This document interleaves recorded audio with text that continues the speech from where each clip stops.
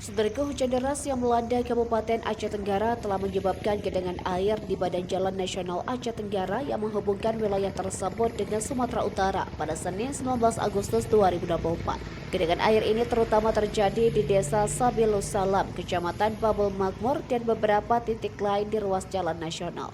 Kondisi ini terjadi karena saluran parit yang sudah bertahun-tahun dibiarkan tersumbat.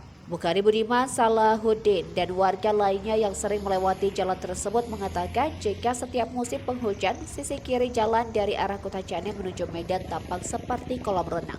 Menurut mereka, saluran parit tersebut telah tertimbun material banjir selama bertahun-tahun dan tidak pernah digali, sehingga sejajar dengan permukaan jalan. Akibatnya setiap musim penghujan, area tersebut menjadi langganan genangan air layaknya kolam renang. Dari Aceh Tenggara, Asnawi Lui, Tribun Gayo.